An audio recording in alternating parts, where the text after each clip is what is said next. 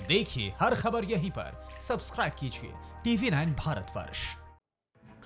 वित्त मंत्री निर्मला सीतारमण ने राहत पैकेज का ऐलान करते हुए किसानों के लिए कई बड़े ऐलान किए हैं, लेकिन एसेंशियल कमोडिटीज में बदलाव करने के फैसले का एक ऐसा कदम है जो आने वाले दिनों में गेम चेंजर साबित हो सकता है। वित्त मंत्री निर्मला सीतारमण ने आज ऐलान किया कि एसेंशियल कमोडिटीज एक्ट यानी आवश्यक वस्तु अधिनियम में कई बड़े बदलाव किए जाएंगे। मसलन अनाज, खाद्य तेल, तिलहन, दलहन, आलू और प्याज को अब सरकारी नियंत्रण से बाहर रखा जाएगा, यानी अब इन उत्पादों के उत्पादन और बिक्री को नियंत्रण मुक्त कर दिया गया है। इसके अलावा किसी भी उत्पाद पर स्टॉक सीमा लागू नहीं की जाएगी। हालांकि राष्ट्रीय आपदा जैसे अकाल, बाढ़ जैसे असाधारण हालात में यह स्टॉक सीमा लगाई जा सकेगी। इसके अलावा वित्त मंत्री ने एग्रीकल्चर मार्केटिंग रिफॉर्म्स में सुधार का ऐलान किया है। पहले किसानों को सिर्फ एपीएमसी को अपनी उपज को बेचना पड़ता था, लेकिन अब यह मजबूरी खत्म हो गई। जानकारों की माने तो ये कदम किसान और कारोबारी दोनों के लिए अच्छे हैं और आने वाले वक्त में इसका फायदा मिलेगा।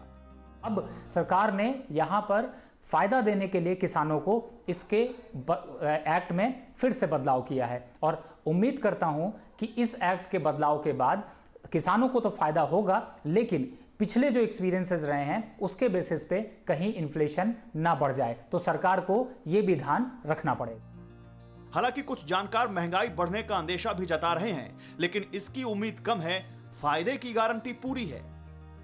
जहां एक तरफ बिचौलियों को हटाकर खरीदार सीधे किसानों तक पहुंच सकेंगे, तो दूसरी ओर एपीएमसी का नियंत्रण खत्म होने के बाद बाजार में प्रतिस्पर्धा बढ़ेगी, यानी किसान और उपभोक्ता दोनों का फायदा होगा।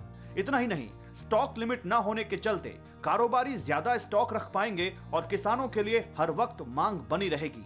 किसानों के हाथ में ज्यादा पैसा आएगा और रूरल इकोनॉमी का चक्का तेजी से दौड़ सकेगा। एक्सपोर्टर्स भी इन चीजों का ज्यादा स्टॉक कर पाएंगे और अंतर्राष्ट्रीय बाजार में भाव बढ़ने पर इसका फायदा उठा पाएंगे।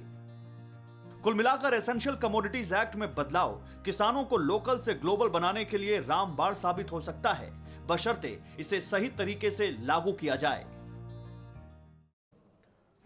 परवाह देश की, सोमवार से शुक्रवार रात 10 बजे TV9 भारतवर्ष पर।